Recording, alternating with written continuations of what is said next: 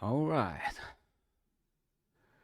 So, the theme of this guide is balance, aka Infighter, or the unfortunate name chosen by someone, Scrapper.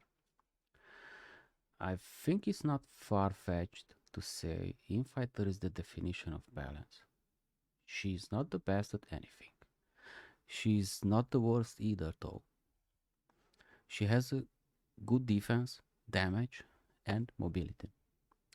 Over the 2 years I've been playing the class, she never needed a major buff because she was too weak, nor a major nerf because she was too strong. The class itself is designed with balance in mind. She uses not one but two types of resources: key or yellow,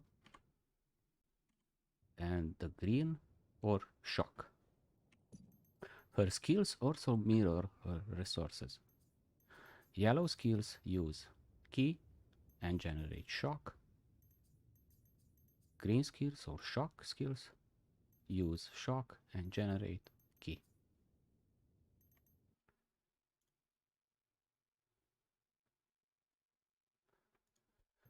Her key is subject to natural regeneration. What that means that as you progress towards level 60, her regeneration improves. Shock, on the other hand, can only be generated by using key skills. Unless, of course, you are using the class engraving, which is aptly named shock regeneration, or in some cases, shock training. So that brings us to her engraving. As this is a shock Infighter guide, I will not talk about Taijutsu. Just like any other class, Infighter can be played in two major ways. Either the classic shock or Taijutsu. I played Taijutsu a long time ago, a little bit, and I didn't like it. So I'm not intimately familiar with the build. So I'm not gonna talk about it. Right. So shock.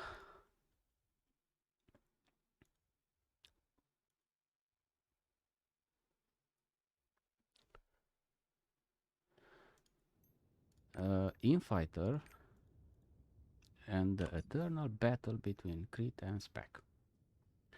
Like some other classes, Infighter gains a lot of damage from specialty.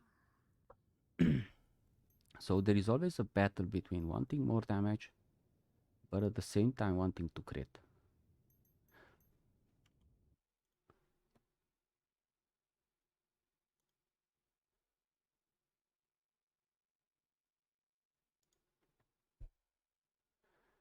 She has no crit chance modifier of her own. So she basically relies on quote unquote outside sources for critical chance. Gear, uh, card decks, engravings, or bracelets, which for now are only available in KR.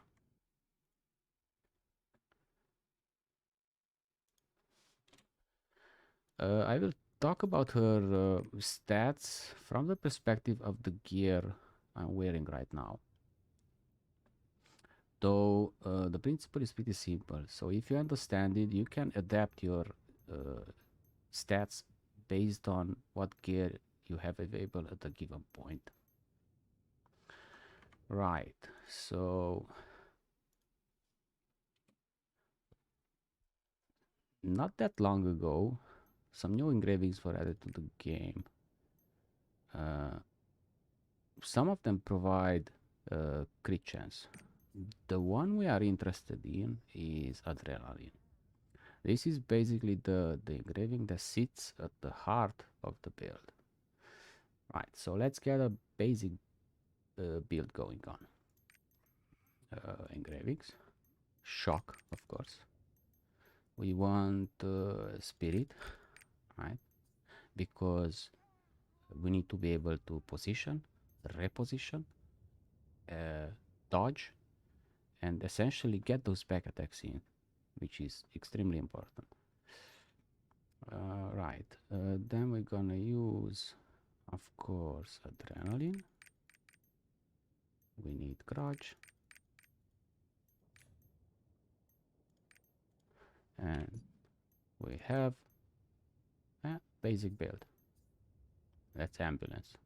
Why did I pick ambulance? What am I, support?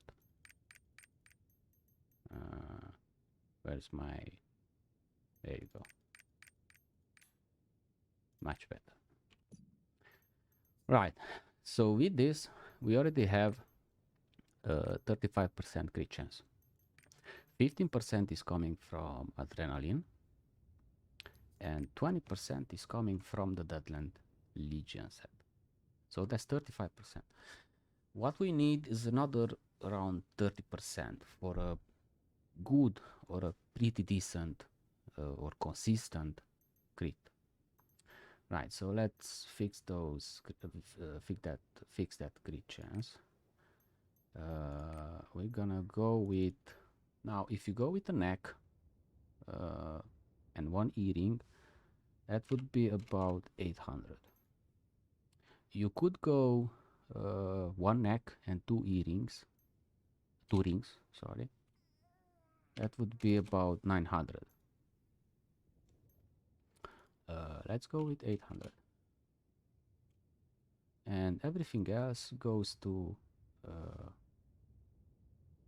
go with 1.3. This is doable. You could go less crit, but for example 700, right? One crit on the neck and crit on one ring. However, I think that would be just too inconsistent overall. You could make up for it with a crit chance deck, right? An extra 7%, but that would mean to be dependent on this set. I don't like that because sometimes I want to play a different set, for example this one or the light. So this should be probably the least amount of crit. Sorry. Given that you already have 35% coming in from adrenaline and combined with the gear. Now, for the fifth engraving, normally we would have a couple of choices here. One would be sharp. We could use cursed, or we could use back. The choice is kind of obvious for back attack due to the way the Deadland set is working. If you miss the back, your damage is pretty much gone. So your gear is basically useless. So you have to go for the back in terms of gameplay anyway, if you want to have damage, of course. Arguably, you could choose instead sharp, based on the idea that if you miss those back attacks, and as long as you crit, sharp will mitigate some of the damage lost. However, the big chunk of damage from the Infighter comes from the gear. So what sharp mitigates in terms of damage, overall it will add up to a subpar damage. So you still have to go for the back, otherwise you won't see yourself on that MVP screen ever. I will talk about, well, basically just brush over the new set, which is called Hallucination. With the Hallucination set, which no longer relies, basically similar to the Deadland set, meaning that it provides damage at 2 set and 6 set, and provide crit chance at 4 set. The difference is, the major difference, is that it no longer relies on back attacks to work. With that build, with that gear, I would use sharp instead of back. Your maximum damage will most likely be less with the hallucination set. However, given that the penalty would be basically what's the default backstab, which is 5%, your overall damage will be much more consistent and more than make up for what you lost from missing those back attacks. But as I haven't played it myself, it's just my 2 cents. But once the gear is released, that's what I'm gonna do.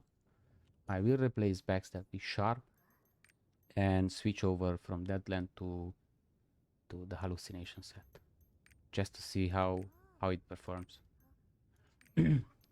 the hallucination set will be much more friendly, especially in contents like Byaku's Phase 2, especially where the boss is small, super fast, spins, jumps, dashes, and so on.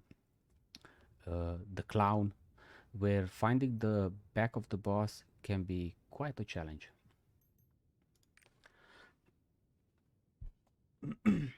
All right, let's see what else.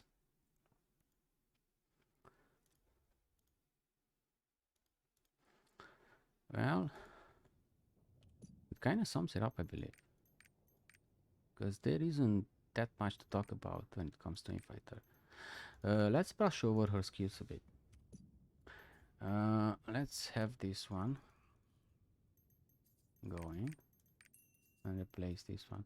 I tend to use triplex punch for the fact that it has destruction.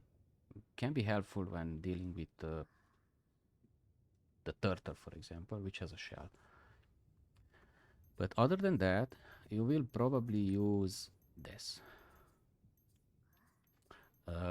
This is your lowest, well, not this one, advancing strike. This is basically your lowest cooldown skill. Aside from a bit of mobility, it provides your biggest damage buff. This is your biggest damage buff. The next one is Sundering. Sundering, aside from a debuff, which applies to the target, has a focus tripod, which means it's gonna generate a lot more shock when used, on top of applying a debuff on the boss. And this one, oof, this one is everything. Debuff, focus tripod, and damage buff, all in one. All of them low cooldown skills, which is what allows you to easily spin up your adrenaline to 6 stacks and maintain it with ease.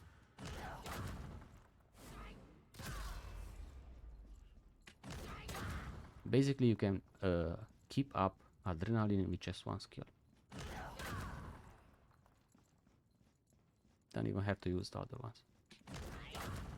And it's up, providing crit chance and 6% increased AP.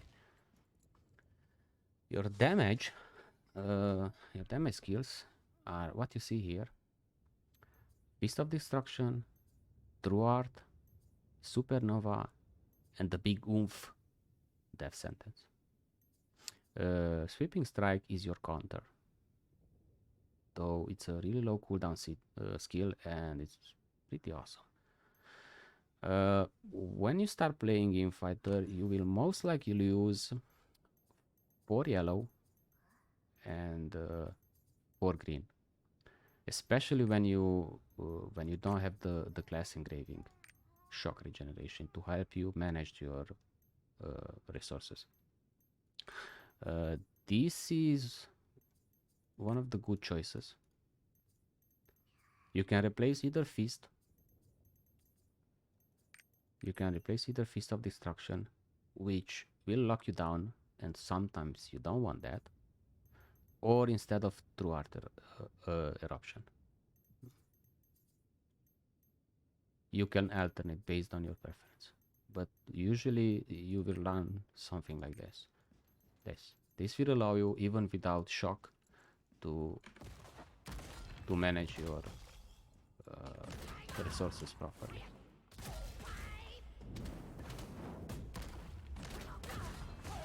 I will link the skill build in the description.